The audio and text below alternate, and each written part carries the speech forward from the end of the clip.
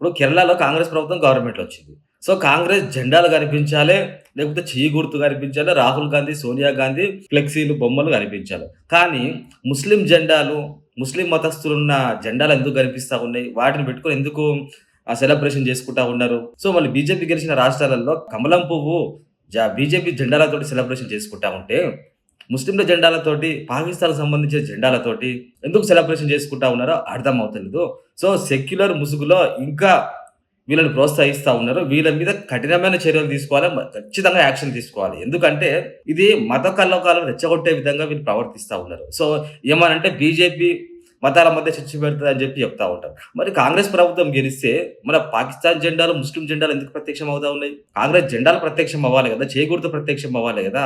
ఎవరు మతాల మధ్య చిచ్చు పెడతా ఉన్నారు? ఎవరు సెక్యులరిజం పేరుతోటి ఒక మతాన్ని ప్రోత్సహిస్తా ఉన్నారు? సో, ఇక్కడ వీడియో ప్లే చేశాను. వీడియోలో స్పష్టంగా అర్థమవుతా ఉంటది. ఇంత ఇంత ఇంత నీచంగా, ఇంత పబ్లిక్‌గా ఒక మతాన్ని ప్రోత్సహిస్తా ఉంటే మరి ఇక కాంగ్రెస్ ప్రభుత్వం ఎవరి పక్షాన ఉన్నదో ఒక్కసారి అర్థం చేసుకోవాలి. హిందువులంతా మేల్కొనాలి. కాంగ్రెస్ ప్రభుత్వం స్పష్టంగా చెప్తుంది. మాది ముస్లింల పార్టీ.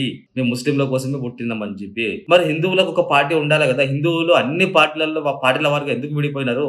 140,00,00,000 జనాభాలో 70% ఉన్న హిందువులకు ఒక పార్టీ ఒక రాజకీయ పార్టీ ఎందుకు లేదు? ఉన్న ఒక పార్టీని ఎందుకు సపోర్ట్ చేస్తలేరు? ఇంత పార్టీల వర్గాలుగా ఎందుకు విడిపోయింది? ఒక్కసారి మీరు ఆలోచన చేసుకోవాలి.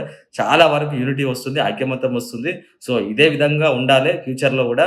సో, ఈ వెస్ట్ బెంగాల్, పుదుచ్చేరి, అస్సాం ఎలక్షన్‌లను చూసైనా హిందువులు కొంచెం మేల్కొనాలి.